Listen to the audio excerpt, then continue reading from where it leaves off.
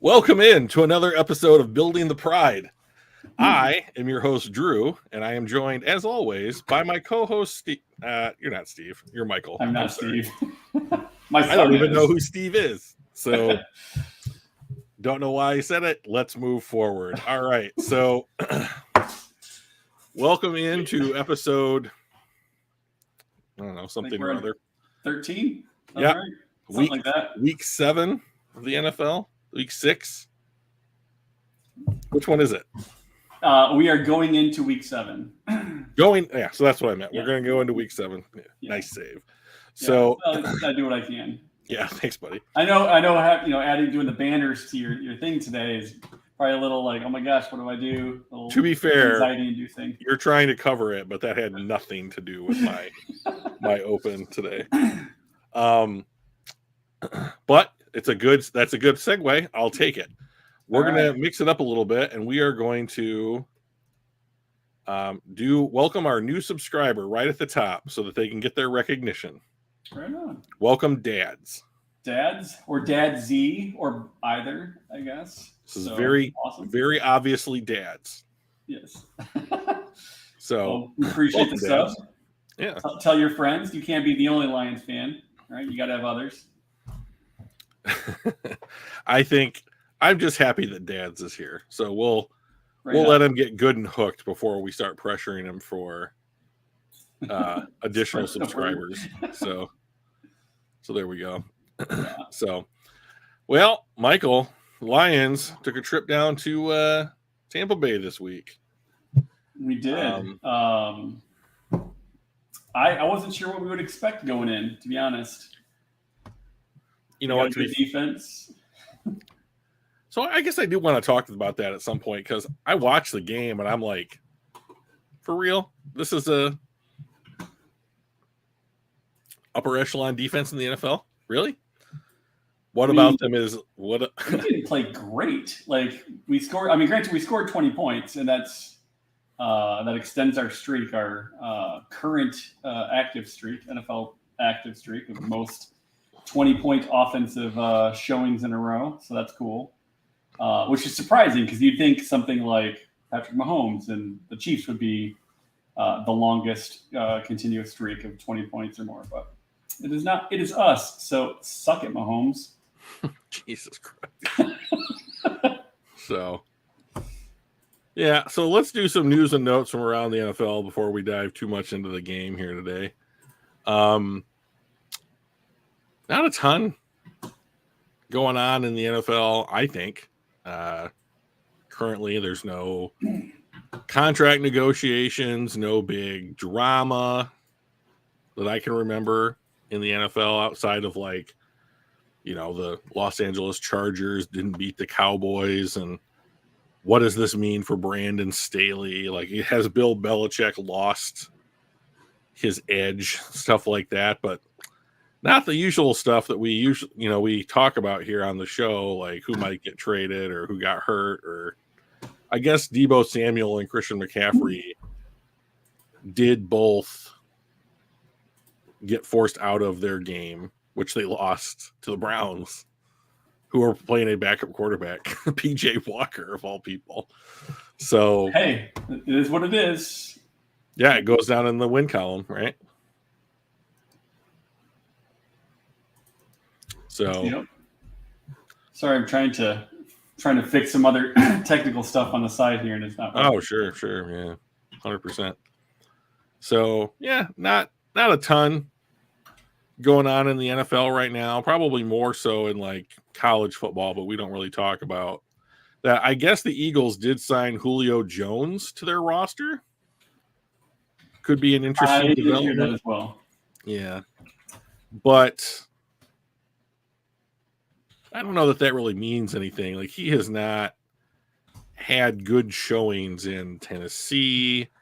Didn't he sign with the Bucks at some point? He got traded to Tennessee from Atlanta. And then I think he played for Tampa Bay for 6 games and then got cut. I don't think I'm not going to call you a liar. I totally don't remember that though. Okay. But it could be. I think he's played for 2 teams since Atlanta, and now he's on his 3rd. So we'll have to just see how it turns out. I think it's just like we're kicking the tires to see if there's anything left on this guy. But I mean, to be honest, I would be happy with him and dropping Marvin Jones Jr. He's been like it literally couldn't be any worse. Yeah, he's been pretty bad. So yeah. But this isn't a Marvin Jones hating podcast. Could be pretty easily. he hasn't earned a lot of love, but no, he has not, unfortunately. So you know what, Mike? If there's not much going on in the NFL, that just means we need to talk about the game. So let's do it. 20-6, the Lions in their last 16 games are 13-3. It's pretty good. That's not bad. I think it is 3rd best in the NFL over that time. Yeah, it's hard to be much better, to be honest. I mean, yeah. There's only I want to say it was just the Chiefs and the Niners. Yeah, I mean, this is Brock Purdy's first regular season loss. So, like, it's going to happen sometime, right? Can't go on forever. But once again, derailed by injuries. So that's a part of the game. Yep. But yeah, you lose your 2 best weapons. What were the biggest things that you noticed from the game? To me, nothing really stuck out. There were no like big, oh my gosh moments or like, oh my gosh, this guy is so great. This guy's so terrible. It was just a game, which was really weird considering we beat them by 2 touchdowns.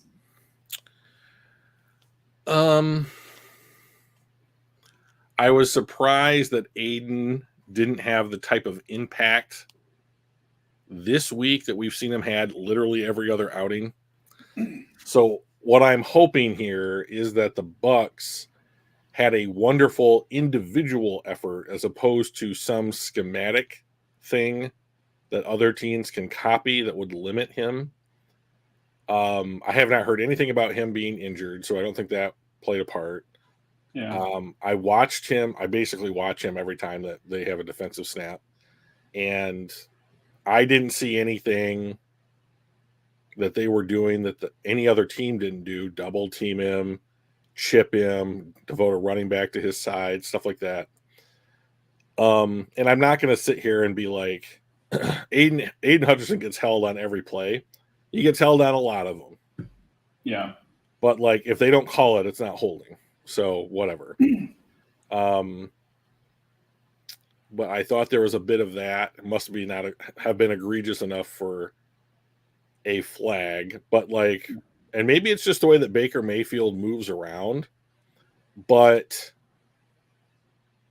he didn't impact the game much. Like sometimes, like even he'll push the pocket in a certain direction, and then Charles Harris or somebody will clean the play up or something like that. I didn't even see that kind of thing happening.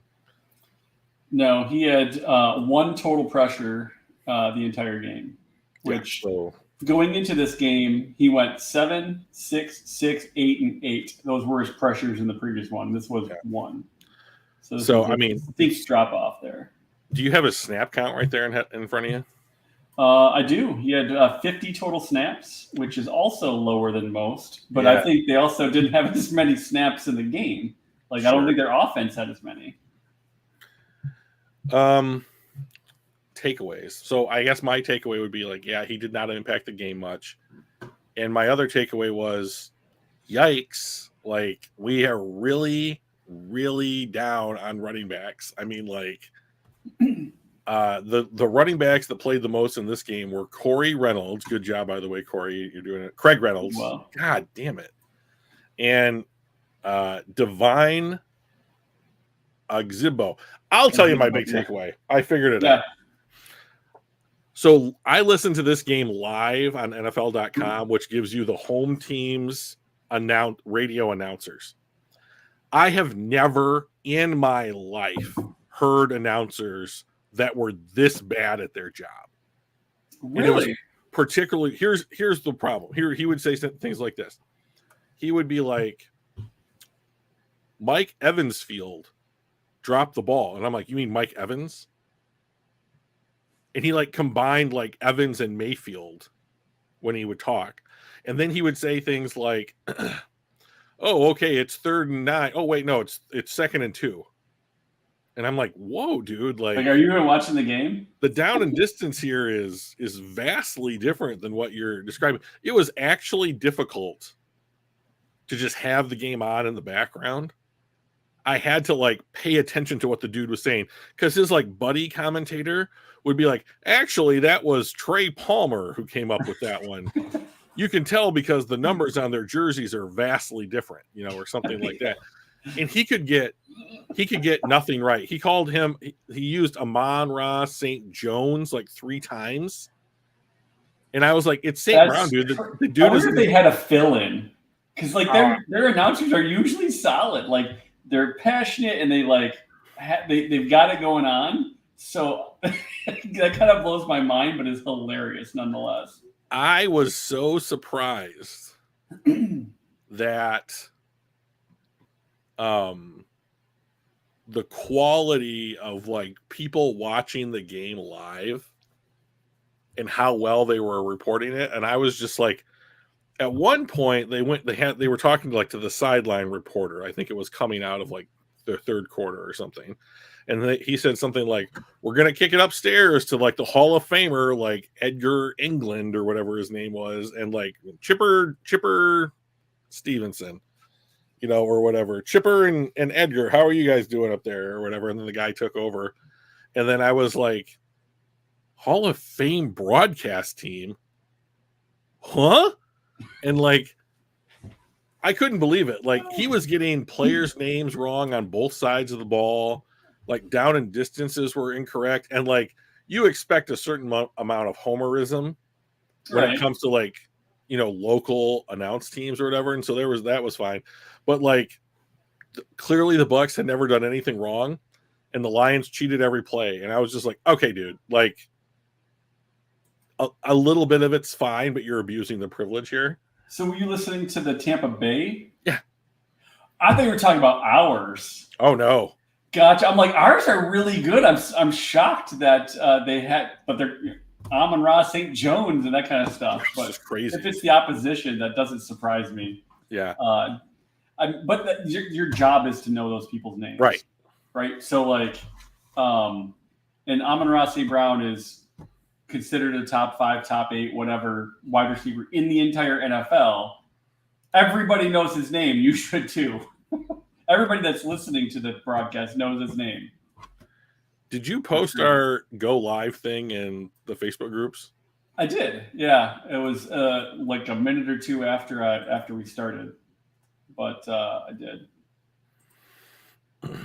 No one's in chat. Something like that. I even bumped into Joey today on a PFF chat, and he said, "Hey, can't wait for the show tonight." So, where's all our chat friends? Where's Mark and Funky? I don't know.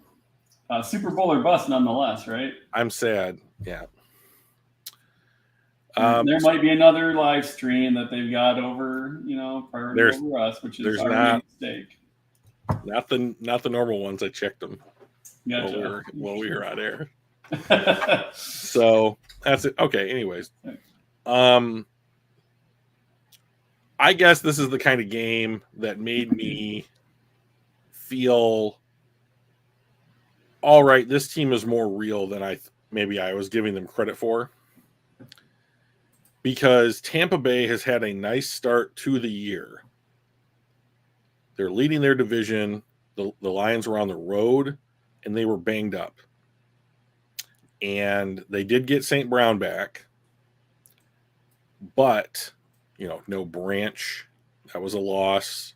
Yeah. No Gibbs. Montgomery went out. They were down both their starting guards. There were absences. From this. Those are the kind of things that we lose, and then then us fans make excuses. Well, we didn't have our number one running back. We lost our number two running back. Or we lost our number one. We didn't have our number two. We lost our guards. Yada yada yada. Like that's what we do is we make excuses when we lose those. But this one we had all those missing, and we still came through with the dub. Yeah, I mean, and like there. This game did not feel like it was out of hand or like could get out of hand. Like I never felt after I listened to the game and then I watched the highlight package that NFL.com put out, and then I actually watched the game yesterday. And in all instances, my thoughts were Tampa Bay might be an average NFL team this year, but they don't look very good. And I didn't see anything from them on defense that I thought was, oh, that's a real problem. And like I was concerned that they would have a matchup advantage with like Chris Godwin and Mike Evans on our non-Cam Sutton defensive backs, right? Lock one down, the other guy goes nuts. Right. Yeah. And that wasn't the case. Like Evans, there was some good coverage on him, but like he had a couple balls. Just like what happened? He dropped a couple. Godwin was pretty solid, but they didn't go to him as much. They were really looking for like their third and fourth wide receivers, who I had very little familiarity with. And I thought, great. Go to 3 and 4. Yeah. Fine. No problem there. And there were a couple plays that if they'd hit them and converted, then the whole game looks different. Like Baker missed 2 long throws, I think, to the same guy and it was just like fingertips. Yeah, laid out and you're just beyond. Yeah. There were some of those that potential big plays that we kind of got lucky on. There was one where the interception, like where it was tipped at the line and our guy, like, it wasn't Jacobs again. No, somebody different. But it was Will Harris. Will Harris, yeah, that's right. I remember going, oh, that was unexpected. Other one, yeah. But like, if that wasn't tipped, that's Evans was gone. So far open. Yeah, he was 15 yards from the closest wide receiver. Yeah, and then the other ones that you're talking about where he overthrew it, those are super long games, if not touchdowns. Oh, if he had good ball placement and if he was accurate. So, as we're talking about it, I'm thinking of more and more takeaways. Tampa Bay could not run the ball. Neither could we. Well, I mean, neither could we. This is the first game that we didn't have 100-yard in rushing. We had like 60. Sweet. So, like, I think it was a bigger problem for them than it was for us. So, defense stepped up and was good against the run. That's been a theme all season.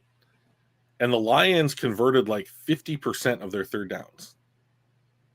Yeah. And like even extremely long third downs, like 3rd and 10 or like 3rd and 9, they were converting. And Tampa Bay just could not get off the field. And that, to me, that was the story of the game, is that the Lions came in, Tampa Bay, like before the game started, like their defense was like, oh, it's a really good defense, but they're really bad at third down, getting off the field on third down. And the Lions just absolutely took advantage of that. Yeah. So, those third down conversions led to Josh Reynolds finally caught a pass that was not a first down or a touchdown. Who did? Josh Reynolds. Every single pass this year, and going into like his 5th catch or something yesterday, was either a first down or a touchdown. He had like 19 catches on the season or something like that, and every single one was either a first down or a touchdown. He finally caught one. It was a 9-yard gain just short of the line to gain, so it was not a first down. That was crazy. I know. Yeah, I was a little disappointed in our run game. Even when Montgomery was in there, he didn't look I mean, they did a really good job shutting that down. When you shut that down, you make us one-dimensional. And I thought we kind of struggled. Like, I didn't think we scored 20 points and we beat them by 2 touchdowns, but I didn't think we looked good doing it. It was, I always felt like, well, like we got a field goal here, or, I guess that, we end up doing it, but it didn't feel good doing it. It didn't feel dominant like we've done in the past. Carolina game, that felt dominant. We were imposing our will, against the opposition. But this time, not so much. It was really kind of disappointing. But I'll take any win. Like, how disappointed can you be when you win by 2 touchdowns? Yeah, there was some complaining about the refs from Lions fans after the game, and I was like, you won. You don't have to. Yeah, I thought the refereeing was fine. I don't remember anything egregious. No, neither do I could point to. I think the Lions really need a kicker. It doesn't seem like Riley Patterson has a ton of confidence from his coaching staff. Like, they tried a 50-yarder, 52-yarder, something like that. He missed it. They showed some stat that, like, he's just not very good from beyond 50. Yeah. And considering all the offseason turnover at the position and then trading for Riley Patterson, I'm wondering if they're going to do something else to try and address this position in the offseason, because it's not very good. And, like, I think they need to be right around inside the 35-yard line before they're comfortable with him. Yeah. With him kicking a field goal. And your kicker is one of your highest scoring players on your team, typically. You need a good kicker.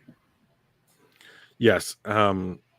Having a good kicker is having someone you can rely on to kick the ball well is of great comfort. So, and the one thing that we as Lion fans have been kind of spoiled by, even in the dog days, were very good kickers. Like, we had Jason Hansen we had Eddie Murray first for like 2 decades, into Jason Hansen for 2 decades, into Matt Prater. So, like, Eddie Murray, Jason Hansen, Matt Prater, that is your, like, almost 45, 50 years worth of kicking where it wasn't an issue. They can win games for you. Yeah, so I mean, it would be nice if they could get that locked down again, because I don't know that Riley Patterson's on this roster next season. So do something. To me, the only thing that I think really held the Lions back was the injuries, especially in offense. For whatever reason, it didn't seem like Goff to Laporta was as on track as it has been in the past. Like, I know that he popped up on the injury report this week with a calf strain, and I'm wondering if that had something to do with it. And he was being shadowed by Levante David the entire game, and I wonder if that contributed a little bit to it. Even though, like, David's PFF grade this week wasn't great, like, I can understand why people get angry at PFF grades, because if you'd watch the game, Levante David is out there 4 or 5 times a game having his name get called out, like, oh, he made a good play, or that's a great tackle by David. And then you go to the PFF stats and he's like, he got like a 40 or something. Yeah. And I'm like, what? Like, what was he doing that was so egregious? Because he was on Laporta, and Laporta had his, like, worst outing of the season, or one of them, you know? So, like, but yeah. I think Detroit just all those like other stats doing, right? Yeah. You know, and Goff played well, you know, and, like, that means a lot, you know, and so he outplayed Baker Mayfield, you know, and the JMO touchdown was a nice little how do you do. Made a nice adjustment on the ball, came down with it. He was pretty fired up. That was nice to see. Teammates were. Yeah. And it was just nice to see them take a shot deep. Yes, keep the defense honest. Yeah, and he did have a drop, but like I went back and watched that play, I don't know, 2 or 3 times, and he gets off the line of scrimmage and he's running like he runs, which is real fast. And and then he put the brakes on, and the defender was still going. Yeah. And by the time the defender got himself like turned around to come back to the ball, there was like 5 to 10 yards worth of separation. And I believe, to be fair to both people, Goff was pretty much hurried and couldn't step into the throw. Yeah. And then it was a little short because of that, and JMO had to try and come back. It was like a yard and a half short. Yeah, and so it was a duck. It was just a quacker. Well, I mean, like, it's Jared Goff, but like, I mean, he doesn't throw a very pretty ball. So like, that was a play to me that stood out of like, when we complain about him not having arm strength, it's not can he throw the ball 50 yards in the air? He can. Like, he's thrown 50-yard bombs. For me, this is the quintessential why you need arm strength. When you're getting rushed and you can't do the full release, and you need to flick your wrist and you need to get the ball fast and downfield, he couldn't do it, and it was short, and it cost a big gain. Stafford makes that throw. Burrow makes that throw. Mahomes makes that throw. Even though they can only take 2/3 of a windup and flick the wrist because they've got the strength. To me, that's why when I say that he doesn't have arm strength, it's not can't he launch it 45, 50 yards in the air. He can, but he's really got to step into it and really and chug it and probably close his eyes while doing it. But like, these are the kind of throws where arm strength matters, when you don't get the full wind up and you need to just flick your wrist and get it there. And he's just not there. Dr. D, what's up, my boy? The chat, mark it down, 27 minutes. He makes a good point here. Like, I'll take Goff playing like he is. Yeah. Like, he's at the top of the league for how well he's playing right now. I mean, like, so, here we go. I mean, like, let's switch over to our gridiron grade to kind of take a look at some of this stuff. Goff look at that. Look at that. Goff is still at the top, right? Even this last game, he was okay. He was our number 2 graded player. He's a 75. I take that every time. If he plays 75 the whole way out, that's fantastic. But that's where you start nitpicking, right? Like, he's playing well, he's being consistent. But if I can nitpick just a little bit, that's what I would do. Like, hey, I wish he had just a little bit more strength there. And we're going to get to this in a little while. Well, probably not that long, but like, because this seems like a good time to go into the PFF grades. But next week in Baltimore is the battle of the quarterbacks who are playing the best in the NFL. It'll be interesting. This game, upcoming game, to me, is the reason you draft guys like Jack Campbell and Brian Branch. Big, strong, young guys that can chase down a guy like Lamar Jackson. And maybe they don't always do it, and maybe it's not, they shut him out or whatever. But like, guys that are going to bother Lamar Jackson doing what he's good at. Yeah. So to me, gotta get Brian Branch back for this game in Baltimore. Hutch needs to have a good game too. We need to get some pressure on him. Yeah.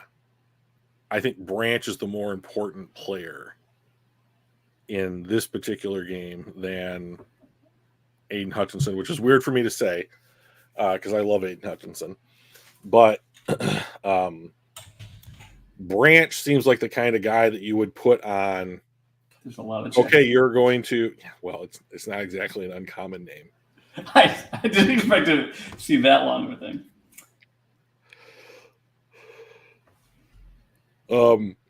Brant seems like the kind of guy that you would use to spy a player like Lamar Jackson. So smart, understands what's happening, quick. Of course, I'm a big Lamar fan. I mean, like, because I like the Ravens just fine. So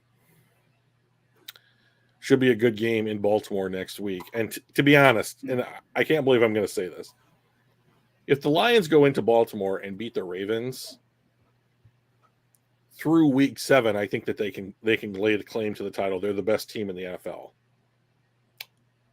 Not on paper, but having played through 7 weeks in the NFL, they beat the Chiefs in Arrowhead. They will have gone into Baltimore with the division-leading Ravens and beat them on their turf when Lamar is playing like this. Went down to Tampa. Yep. Right. Went down to Tampa, did the same thing.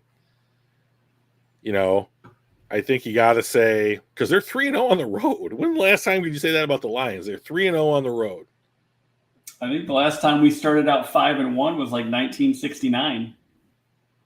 Yeah. So I think if they go into Baltimore, and I don't think they're favored, I think they're a slight underdog by the betting line. But I think I saw 3-point. I think we were -3 or we're +3. Okay. I think. I don't know why I'm yawning all of a sudden, but you go into Baltimore and you beat Baltimore, I think you can call yourself through week 7 you're the best team in the NFL. So I mean, the Niners, I can't believe they lost. I was shocked. A couple missed field goals will do the trick, but the Niners losing definitely helps and Philadelphia. Like, nobody's undefeated anymore. So precisely. So like grade-wise, looking at our top 5 guys, St. Brown had another stellar day. Goff had a great day. Not surprising, Sewell played well. I really wish he'd stop committing penalties. He seems like he commits penalties at a higher rate than he should. Yeah, I wonder how much of that is switching back and forth, because he did switch over to left tackle for a little bit this year and then switched back. So I don't know if any of that is got to do with some of that, or if it's just he's a beast that wants to get going and just smash face like as soon as possible, and he jumps because it's almost always a jump. He doesn't really hold much. It's usually a false start with him, isn't it? I don't know. I mean, I'm getting to the point though where it's like, oh, there's a flag in the backfield. I'm like, Penny, come on. Because it just seems like, maybe I'm just wrong. Maybe it just seems like it is more than it actually is. Because as I'm looking here, it's like, oh, like Sewell had one, Glasgow had one, Decker had one. Okay. So like makes a lot of sense. But Josh Reynolds played well. Glasgow had another good game. I would like to see Jameson start to get more snaps. Yeah. 16 seems low. So I know that he's coming off the hamstring, and this is his second game back. So like, okay, like you're trying to take it slow with him, but I mean, okay, next week let's take the training wheels off. Let's get him 25 snaps. Or 40. Yeah. I mean, Amon-Ra St. Brown has 64. Like, this was maybe one out of 5 snaps. So that's kind of crazy. But he played better. He had, like you said, he had one drop. I didn't think it was really his fault. It was kind of underthrown. Goff was rushed. But I think we need to see more out of him. Yeah, you gotta. I think by the end of the season, like you need to have an idea of who this guy is going to be as a pro. Some idea. I mean, you're going to have roughly half a season of him, 2/3 of a season of him on the field. It's time to start figuring out like who Jameson Williams is and whether or not you're going to commit to him. So I would like to see his snap count get up there relatively quickly. And this is Sam Laporta's worst game. He wasn't much like Hutchinson. He didn't play badly per se. He just wasn't impactful. So, although I will say, on Next Gen Stats has Sam Laporta as the #1 ranked tight end in the NFL. They do a playtime percentage, they do a receiving score, a blocking score. They kind of talk about their methodology, but they kind of create a percentile score, and he is at 94%. #2, George Kittle's at 91. So he's been killing it this year. Yeah, he does. He gets a lot of work. I mean, and it's not just in the passing game either. Like they have him in for blocking as well, which I was surprised about. I didn't see anything from Cam Sutton that I was like, oh my God, this guy is the best player on the team. But like, they didn't really throw at him much. Well, I mean, like that's got to be a part of it. Like I know he broke up a touchdown pass in the end zone to Godwin, I want to say, which was a really nice play. But like when cornerbacks play well, you don't hear about it. Yeah. Because they're not being targeted. Like their impact is silence, So, if a tree falls in the woods, that kind of thing. Yeah. Anzalone with another good game, especially since the fact that his parents were stuck in Israel and he got them back, like I think the day before the game. it would be tough for me to focus on my job if my parents were stuck in Israel in the worst war they've had in 50 years. So, congrats on that. Romeo Quara, hey, you played. That's all I'm going to say about it. 9 snaps, and they were decent ones. Mm-hmm. Jacobs having another good game. I don't know. After the first couple where I'm like, why is he even on this team? He's come back with a couple back to he leads the league or is tied with the lead in interceptions. Although I think he was more right place at the right time than just amazing plays or anything. But I thought he played okay this week again. Okay. Neal was pretty solid. Were you not impressed with him, or did you think that he wasn't as good as the grade looks?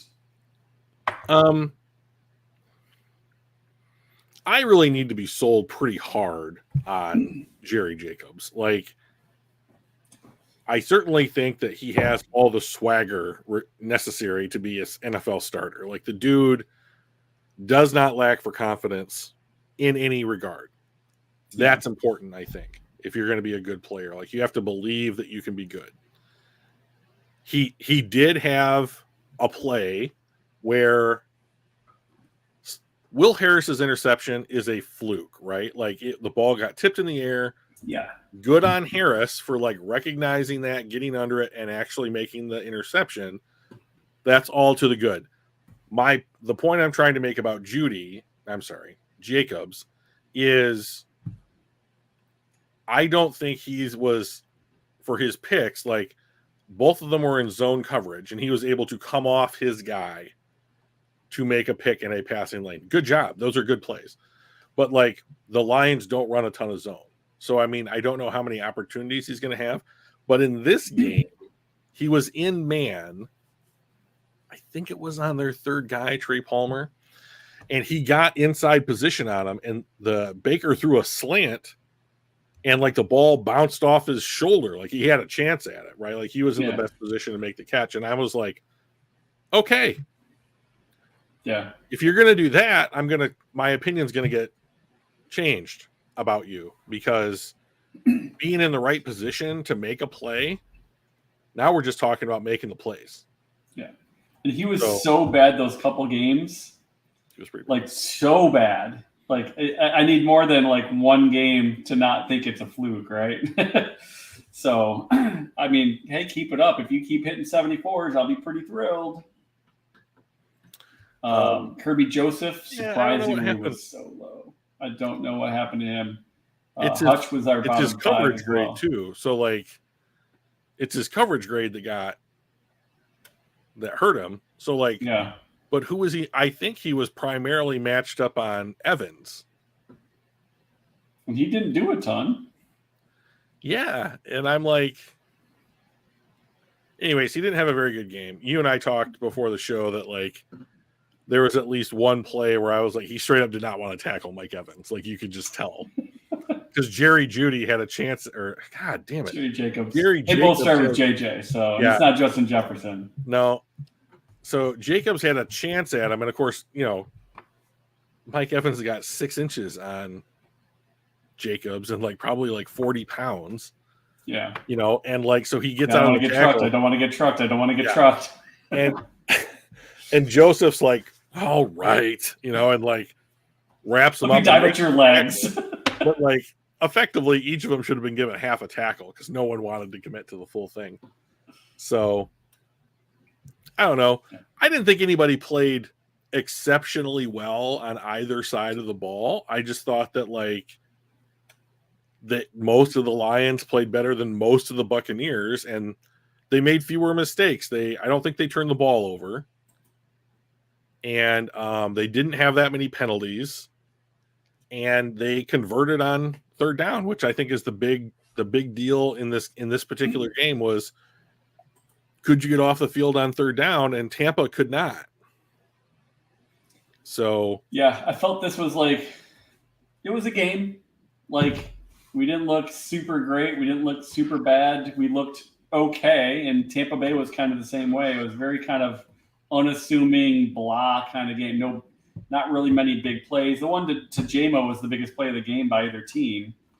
And other than that, it was just a lot of like ho-hum, smallish, nothing. I don't know. It was just a very unimpressive watching game.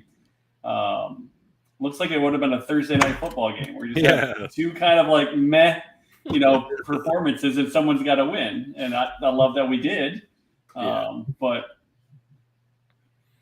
I just think Detroit had more guys. I mean, I know I can't believe I'm using these terms, but like, I thought Detroit had more players that wanted it. Like Craig Reynolds, when he threw that block to spring St. Brown for the touchdown, like that was a great block. He just pushed a dude into another dude, and it was like a 1-on-3. It was fun. It was a really fun block. And then he also had like a really big gain where he followed blockers and he got like a 35 yards, like on a quick pass out of the backfield from Goff. There he is. There it is. And that's the beginning. All right, appreciate it.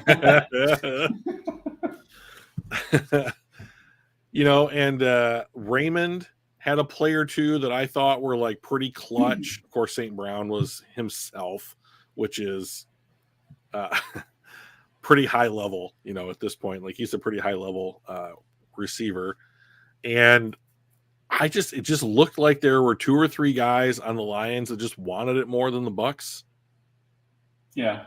And like Mike Evans was very clearly frustrated. Like, the body language, he was like, you could tell, like, when he dropped the ball, like, he was frustrated and that kind of stuff. And like, the NFL is a game of like really thin margins. And if one team is a little frustrated, like, that stuff can spiral. And that's kind of what it felt like in Tampa this week. You know what? Here's the other thing. So I told you I listened to the game on the radio. Yeah. When I was listening to the game, I could hear the crowd, and then like they would cheer, and then I would be like, fuck, like Tampa Bay deflected the pass, or they sacked Goff, or tackle for loss. And it was all our fans. Yeah. At Raymond James Stadium. And I was like, oh no, we converted. Oh no, we made the pass, that we were making the plays. And our fans were louder than their fans in the stands. And like Dan Campbell after the game was like, he was asked like, hey coach, like, you're 3-0 on the road. Like, what do you attribute that to? And he's like, well, they're not really away games.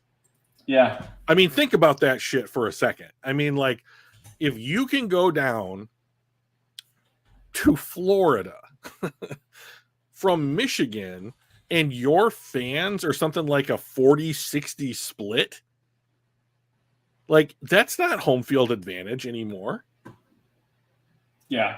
You've taken that away. Like, you've balanced that out. Like, good job, Detroit Lions fans. Way to travel. So, zoom in on this one here. Oh yeah. Like, it looks blue, Look at all the blue. Goff says to him, "Are you seeing this? Best fans in the fucking league. And look at how much blue there is there. Love it." I mean, that's a real thing. Yeah. You know that. In fact, I was watching the game. It was delayed because I spent the day with my family. Lame. But I know. But actually, it was Max's last day. He headed back to Germany on Monday. So, but anyway, so I was watching the game in bed, and my wife was there. She was reading a book or something, and they would big cheer. She's like, "Oh, what happened?" Like, "Oh, we had this big play," but she's like, "But they're cheering. I thought they were in Tampa." I'm like, "They are. Why is it so loud?" I'm like, "We have a ton of fans. Like, we are showing up." Jacob Burnley, welcome to the chat. I heard the crowd say, "Let's go Lions." Were you at the game, or was that through the TV that you heard that? I mean, there was no reason for the Tampa Bay fans to cheer. So True. So like I completely could understand it if like the Lions fans and like it, you know, you don't need to. I mean, I'm from Michigan. I'm not from Detroit, but like I wouldn't be surprised if 40% of that stadium could just overtake the other 60% on noise, especially if they're riled up. So it'll be interesting to see how we travel to Baltimore. TV. All right. Well, it is closer. Yeah. I would hope that some of these franchises would have some pride, for lack of a better term, in their hometown teams. Because if you're going to keep selling us your tickets, we'll buy and travel, apparently. So you think it's bad? I watched some of the Rams like Facebook groups and stuff, and they are. That's the biggest thing that they complain about is SoFi is not a home stadium to them. Yeah, because they have so many season ticket holders, they just sell their tickets, and it ends up being to, the San Francisco 49ers or whoever the visiting team is, and they're like, stop selling to opponents, like sell to Rams fans. I don't know how you do that though, right? Yeah, that's how do you know? Like if someone's like, "Hey, I'll pay $800 for your tickets," I'm gonna be like, "Cool." Yeah. So so looking forward to next week. Yep, we're gonna Donkey Kong setting the tone here. Donkey Kong. What are our chances at Baltimore? Our first running quarterback that can run fast like Geno is a mid-run. So, I mean, not that Mahomes is a running quarterback, but he can scramble. He's doing a real good job of it this year. Yeah. And Geno can scramble, but definitely Lamar is more closer to a running back than the other guys are, right? Sure. When it comes to a running quarterback. So I think we can take them. I do too. Like here's the problem, right? Like I'm starting to hope. You son of a! You should know better than that. Come on. They're starting to make me believe, and like now my expectations are creeping up on me, and I'm like, yeah, okay, I can see us going into Baltimore, and taking them down. Like they've lost. I mean, they've had injuries themselves. No one's healthy right now in the NFL, and it doesn't sound like Montgomery is going to play. It does sound like Gibbs is going to play. So I would really, really like it if Brian Branch would play in this game. As a slot corner, he might primarily, I think he's going to be matched up on either Mark Andrews or Zay Flowers. And those are very important pieces of their offense. Yeah. The Lions have been very good against the run thus far this season, and that is something that Baltimore wants to do, even though they've lost their primary running back in J.K. Dobbins, and they've been banged up on their O-line. So, yes, Lamar running is a problem, but Kirby Joseph, Tracy Walker, Brian Branch are the kinds of players that I think have the athleticism to push him out of bounds or like make a 7-yard gain into a 5-yard gain, stuff like that. And I'm going to call them a linebacker trio, but they're really not. So like Kyle Hamilton, Roquan Smith, and Patrick Queen are as a good of three players across the linebacker spots and a slot corner that's effectively a linebacker that you are going to find in the NFL. So to me, the way that Detroit wins this game is you have to at least make Lamar work for it. And like you have to make Lamar Jackson be the guy to beat you. This is the kind of game where I was like, okay, Michael Jordan cannot score 100 points in a game. So we're going to take away Pippen, Horace Grant, John Paxton, all the other guys. Right. And you have to do it all. Dennis Rodman because he just plays defense. Right. You can't do it. But like you have to do it all, Lamar. And like I'm going to trust in the front four. Anzalone has been playing well. Basically the whole secondary has been playing well. And like if they can just continue to do what they have done, which is to say, not turn the ball over, not lose the penalty battle, run the ball effectively, stop the run effectively, I think the intermediate passing game is just going to be there no matter what. Like this sounds weird, but like if Detroit just goes into Baltimore and does what they did against Tampa, I think that's a win. I think we have to do better on both offense and defense, which is weird because we've kept them to 6 points on defense, right? Like, I think we were fortunate in a few instances where big plays were missed, and Baltimore is a better team. We have to either be just as fortunate with missed big plays, or we need to play a little bit better. Offensively, same. I think we need to hit some more of those plays that were,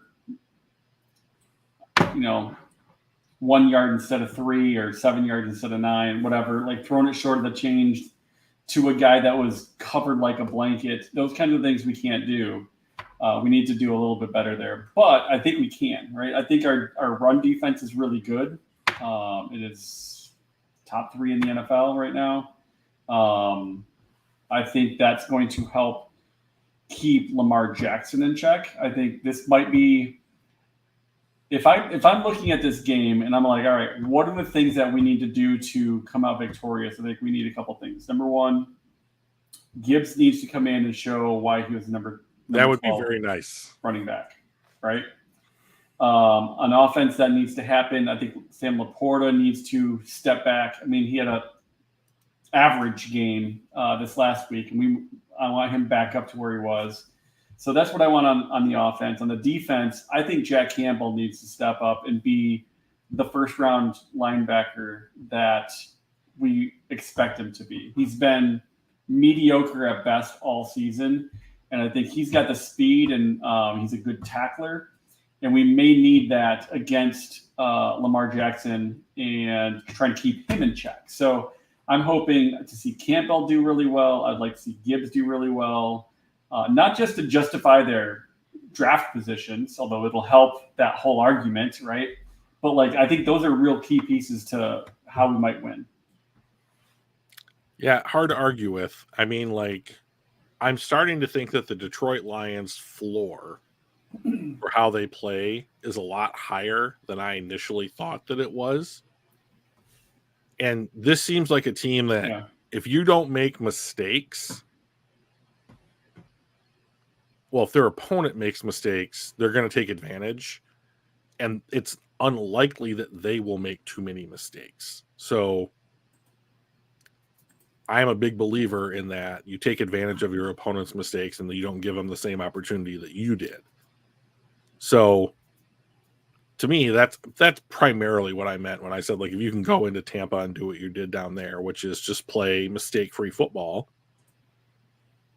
does someone does Hutch get a sack, or cause a pressure that creates a play? Does the ball bounce, into Will Harris's hands? That kind of thing. Like if one of those things happens,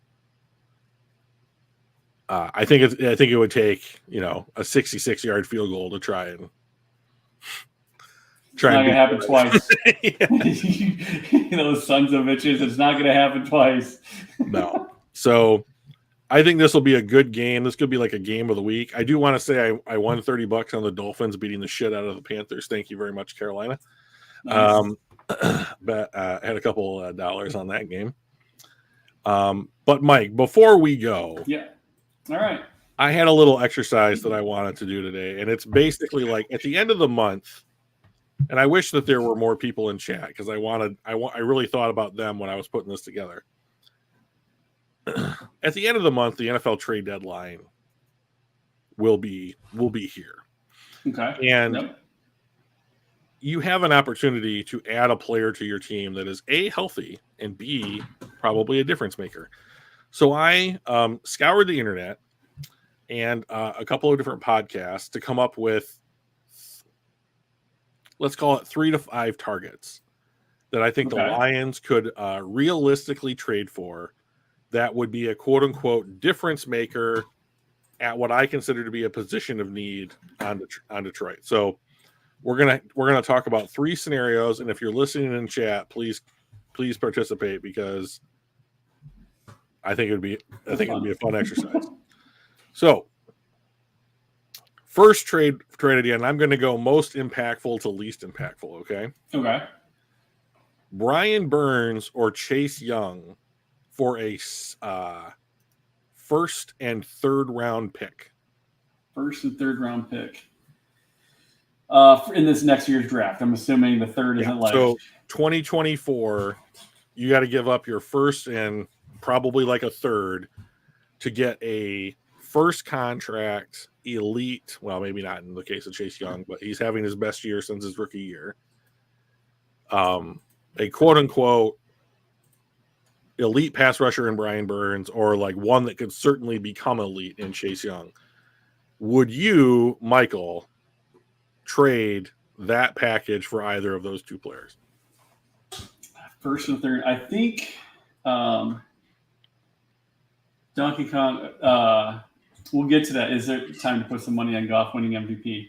No, the answer is no.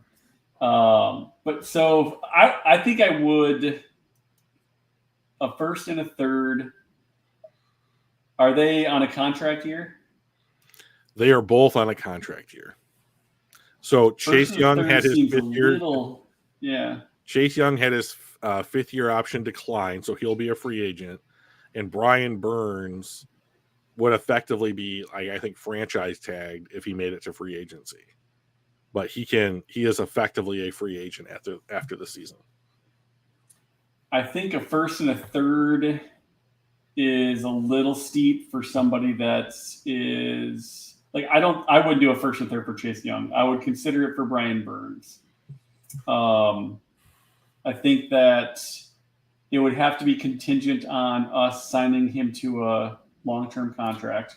Well, that's the thing, right? Like if you're going to make this trade, you're going to give whomever you're trading for a contract. Right. As part of the package. Like if he doesn't sign the trade doesn't go through kind of thing. Right. Like I imagine those things are agreed to ahead of time. Yeah. So I think I would do it for Burns. I wouldn't do it for Young. I'd try to drop the third to a fourth though for both of them. Well, for Burns, I'd try to drop Chase Young to like a 5th or something. Okay. A first and a 5th. And Donkey Kong is a firm no. I don't know that I'm going to have one here for Donkey that he's going to enjoy. So here's option 2, different position group. Okay.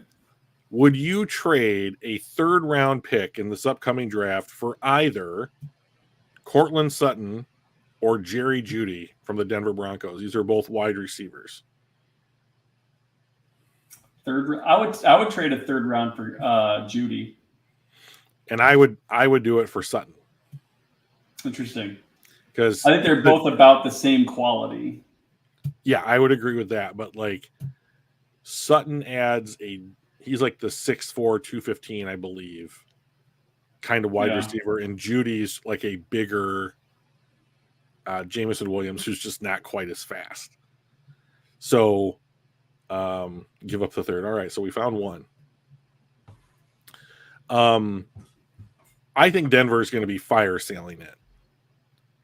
here before too long because Sean Payton's a moron.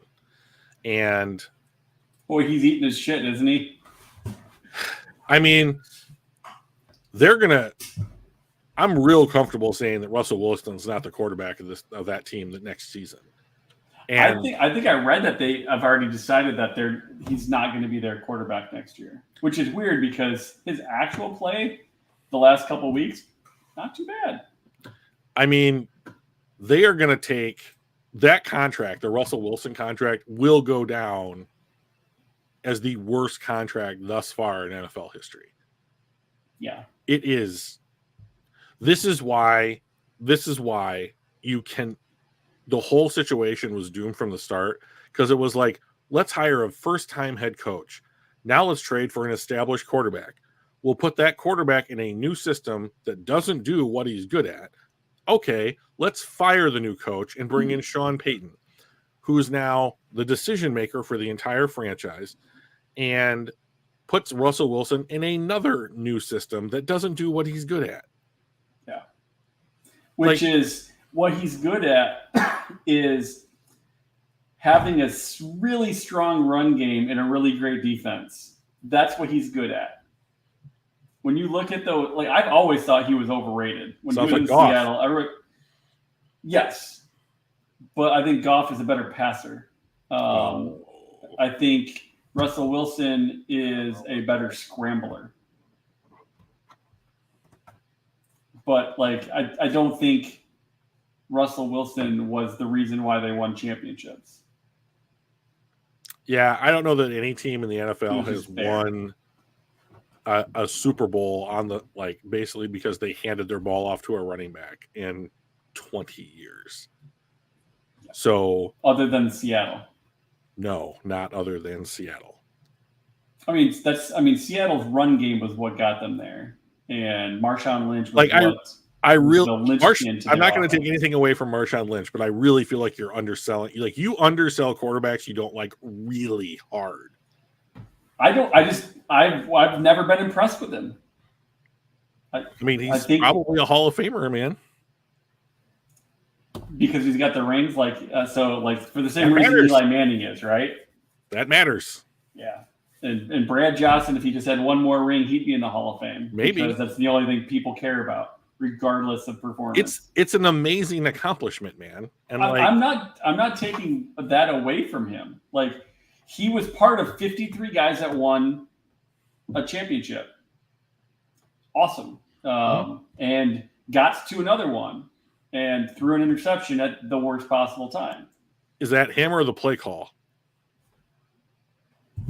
Because last season it was also a bad play call. Well, okay, so this is the exact opposite of your argument for Matt Stafford last year, because last year the Rams played the Ravens, and Matt throws a ball blind that's has to be immediate into this spot, and the receiver has to be there to catch it. And the Ravens read it, and they picked the ball off, and you're like, that's not on Matt. And I was like, that's a terrible interception. You can't throw that ball. And this is the exact same situation. And you're like, oh, that's on Russell because he threw it. And the difference in those two things is you like Matt Stafford and you're not impressed with Russell Wilson. I don't remember which. Obviously, but I don't remember which one you're. Well, I can bring the game up and show it to you after the podcast if you'd like. But that works. But was it the play call? Probably would. I would have ran Marshawn Lynch. Yeah, who in their right mind would not have run Marshawn Lynch from the 2-yard line? Yeah. So in that regard, yes, it was a bad play call. But I thought Marshawn Lynch was the actual linchpin to that offense. If they didn't have a run game, he would not have been successful. And they had the best defense in the entire NFL, his entire career there, which also helps. So I don't know. I've never been a big fan of his. All right, last potential trade, and this one's a little out there. Would you trade a 5th-round pick for Michael Onwenu and a 6th-round pick? So Michael Onwenu is a guard tackle from the New England Patriots. And the reason that I bring him up is I think he would be super cheap to acquire and keep. You've been banged up on the offensive line, and this is a guy that can play 4 spots on the offensive line. Jonah Jackson was out this past week. Vitae was out this past week. Now Glasgow stepped in. But like this would be the play that's like you cannot put Dan Skipper out there again this season. Like we're going to basically downgrade a 5th round pick to acquire a player to make sure that we have 2 things. Number one, somebody that's going to make it hopefully through the rest of the season who we know plays well along the entire interior. And secondly, you have insurance against Jonah Jackson going into free agency next year. I have no idea who this person is. So, Wenu, huh? Yeah. He's not listed as a tackle.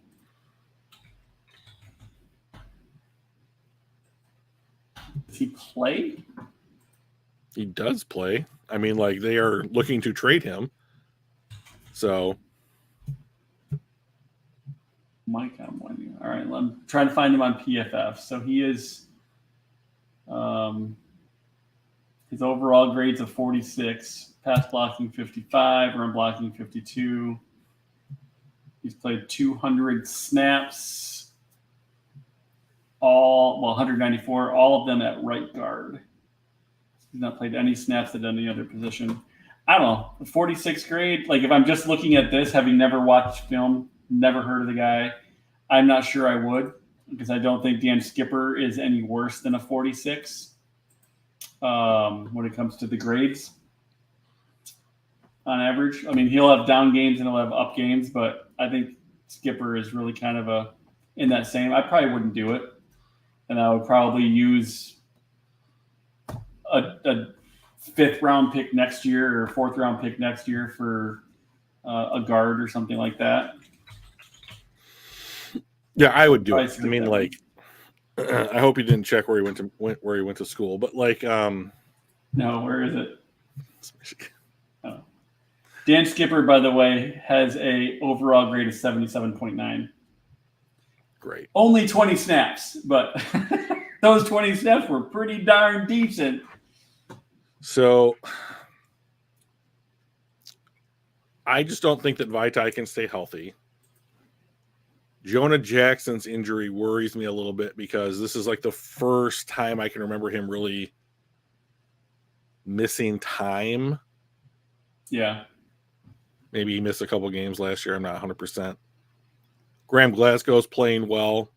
And, of course, you've got the trio that's the foundation of the line. But, like, this team does not have any additional depth on the interior of the offensive line. And if, like, running the ball is as important to the Lions as what you are, I don't know that I would want to stand pat with this. And I'm worried.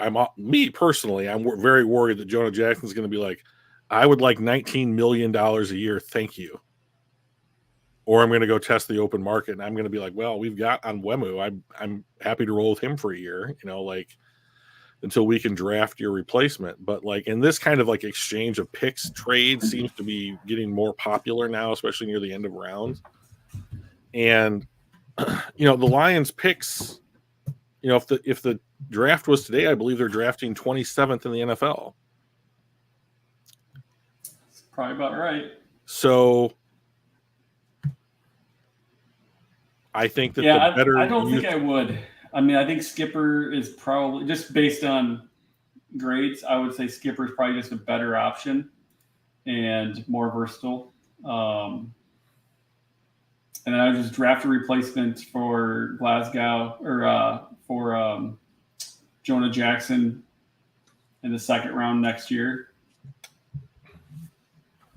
I do think that we are, and you and I kind of talked about this over lunch, we are at that spot where we can do the less need F them picks process, right? So we can start filling holes. using our picks as assets not to build the team but to plug holes and do incremental improvements in certain spots. Yeah, to me, like, the issue now is how best to use your draft picks to acquire talent. And, like, Detroit has built a core of good young players. And we can name all the good, and, like, Gibbs and Campbell could certainly turn out to be really good players in the NFL. Like, we're 7 games into their career. Like, it's way too early to be like, well,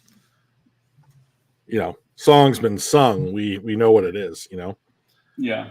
But at the same time, like, if Detroit is in the position, like, right now, they're tied for the lead in the NFC. We're 1/3 of the way through the season. Every team's banged up. You have an opportunity to bring in people that are healthy at, arguably positions of need for the team, the way that the roster is constructed. And you patch a couple holes, pick up 1 or 2 additional games. Now maybe you're not tie-breaking your way into the division or the playoffs or whatever. And you set yourself up for an actual push into the playoffs. And if other teams have made it known that their players are available for trade, they have less leverage. So I would rather go out and get Brian Burns, and give Aiden an actual running buddy. I mean, that would just be so much fun to watch. Yeah, that would be the kind of thing that I would go after. Yeah. I'm not sure I would use a little bit of draft capital to do really small improvements to, like, our fifth guard or something like that. I would rather just use that actually next year to find somebody. But a guy like Brian Burns, I'd run after him. Yeah. So as we get closer to the trade deadline, I don't know that Brad's gonna pull the trigger on anything like any of these ideas, but it would sure be exciting. And and it would give me more confidence that they're like, we really want, to be fair, this year in the NFL, there doesn't appear to be a very dominant team. Like, San Francisco just had injuries. Dallas looked good. Now they look mortal. The Chiefs were the only team that beat them so far this year, and, like, our team knows that now. And, like, the Lions are tied for the best record in the entire NFL, and they might just be like, there's blood in the water. We could, there's nothing saying you can't win a Super Bowl. I mean, it's a big ask. I mean, only one team a year gets to do it. But, like, if you're this way, I mean, like, if you're playing this well and you added somebody that's like, and throw Charles Harrison or some Romeo Okwara in with the Panthers trade, whatever. Like, give him a player back. Sure. I don't care. Especially Romeo. I'm thinking from the cost perspective, like, get rid of that $10 million contract. Those snaps were quite good this week, Yeah. So, like, did you see that? But, like, I'm ready to see the Lions say, chips in the middle. Like, let's go.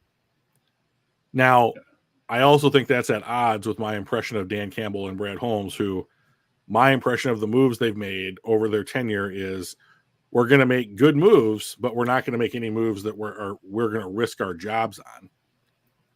Yeah. So, like, I'm not sure that's a job risk right now. If they're, a first and a third for Brian Burns, that's not a job risk. Like, well, I mean, it would be the most aggressive move I would say they've made since they got to, I guess you could say the Stafford trade, but, like, Stafford was like, hey, guess what? I want to be traded. I don't want to go through another rebuild. Yeah. And to be fair to Matt, he won a Super Bowl and seems quite happy throwing to Kupp and Nakua. So why wouldn't you? Yeah. Good on black holes. You just don't drop. Although Nakua had a couple drops this last week, which was kind of surprising. But, no, yeah, I think the most aggressive that Holmes has been was this offseason, completely redoing our backfield, defensive backfield. And I've Johnson, like all of that. I've thought about that, and maybe we finish on this tonight. But like Cam Sutton, I don't think that he is a top 10 corner in the NFL or anything. Mm-hmm. But he's a legit corner. Yeah. And when you look at last year, there wasn't one legit corner on this team. And it was just like this revolving door of guys that maybe might be, but weren't ultimately, right? As much as I wanted to root for, God, what's the kid's name from Ohio State? The cornerback. He's already done and gone. Number 3. He plays for Atlanta now. Jeff Okudah.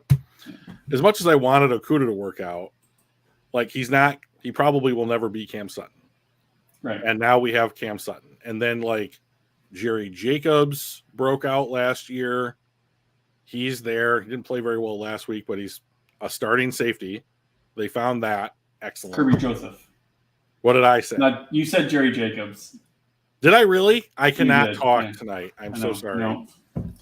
But like Tracy Walker is back from injury, right? And then you did other things to bolster the secondary. You took a chance on Emmanuel Mosley. Unfortunately, did not work out. You got 2 snaps in. Huh? You got 2 snaps in. It's too soon. Too soon, Mike. But like you signed Chauncey Gardner-Johnson. You drafted Brian Branch, and so like I think the difference between the defensive backfield last year and the one this year is that you have 3 starters that are quality starters and probably on most teams in the NFL. Yeah. And unfortunately, Gardner-Johnson got hurt and Brian Branch has been out the last couple games, but to me, Brian Branch is like the fulcrum of the Baltimore game. I think if he plays a game like he had the couple games leading up to his injury, I think the Lions go into Baltimore and walk out with a win. So I don't want to put it all on him, but he seems like. But Brian, if you're not going to play, we may not win. But I don't want to put it too much no pressure. Yeah, no. Here's something I was thinking about. All right. This year, number one, it's really nice to not only have hope, which we always tend to have, but also expectations, which we usually don't. Now we've got both hope and expectations. Ugh. We are playing like a top 3 in the NFL. I think I saw Sports Illustrated had us as the number 1 in their power rankings, which is, I'm not sure it's happened since we had Barry Sanders.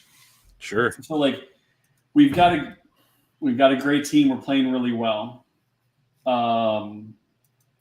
Say we make a deep run. Maybe we win the Super Bowl. But let's say we don't, right? Let's say we don't even get there. We lose a really tight game in the NFC Championship game because everybody's hurt. Excuses. Whatever. Ben Johnson is almost certainly gone, right? If we get to the NFC Championship game. Aaron Glenn. I'm shocked he's here AG? now. Yeah. Right. What about AG? Like everybody wanted, his head on a stake, and now we're a top 10 defense. Things have turned around. Weird how talent will turn around the quality of the play. We did not have talent before, and we do now, and we're much better. Like, does AG go as well? And if that's the case, what does it look like for us next year if we lose both Johnson and Aaron Glenn? Well, I mean, I think my biggest fear for this roster next season isn't player personnel. It's the turnover at the coordinator positions. Like we talked last week, like if they replace Ben with like this kid, Tanner Engstrand or whatever his name is, and he's running the same system, maybe the change isn't that great. But if you change defensive coordinators, like they have spent 3 years building this guy's defense. Yeah. And if you don't bring in a coach that has effectively the same, want to using the personnel the same way, that is a problem. Yeah. So, and that's one of the things I'm wondering about when it comes to the trade deadline. Do they kind of push those chips in the middle, going, hey, this might be our only year or our last year with both Ben Johnson and or Aaron Glenn. Let's go get Brian Burns and let's really make a run this year, because we may have to replace both of our coordinators and possibly others, because those coordinators, if they go off to be head coach somewhere, they may take Engstrom and say, hey, do you want to be my OC? Yeah, right? Exactly. Like, hey, do you want to like, upgrade do you just from push quarterback those coach? chips in the middle? You know, so I'll be really curious to see what they do. Yeah, I'm absolutely terrified about it. You know who else is terrified? Who? Jared Goff. Sure. I mean, like I said the other day to somebody on Facebook, you know, they were like, so Jared Goff, Lions QB of the future. And I was like, I don't know, if Ben leaves, like, do you really want to put Jared in a new system and see?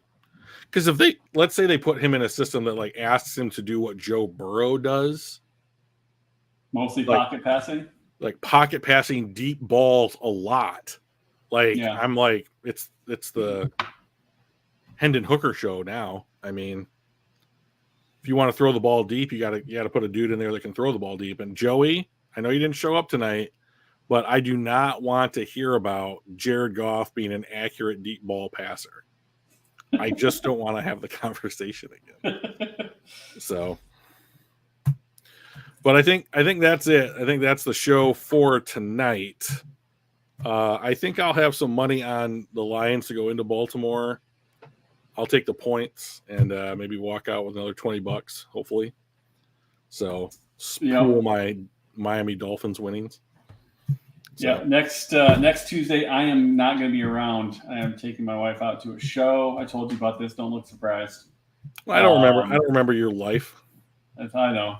So we're going to go see a show, and then I've got a conference the next day up in Traverse City.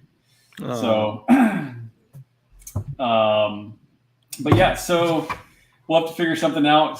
Drew can either, he can handle it himself. He's done it before, or we might be able to get somebody else to pop on with him, maybe A6 or my buddy Brian. Oh God, Brian and I will tear each other apart. It'd be fun. So anyway, until next Tuesday, when Drew will see you, and unfortunately I won't. Like, comment, subscribe, tell your friends. We're up to 85 subs. And I think once we get up to 100, we were going to do like a live stream during the game, live reaction kind of thing. Which be fun. Will be really difficult, I think, for you and I to coordinate based upon like what my Sundays look like and what your Sundays look like. But we can give it a try. Yeah, we'll find a Sunday. It may not be the first one after that, but yeah, I think it'll be fun. We'll figure it out. Excellent. All right, guys. Until next Tuesday, go Lions, and we'll see you then. Thanks, guys.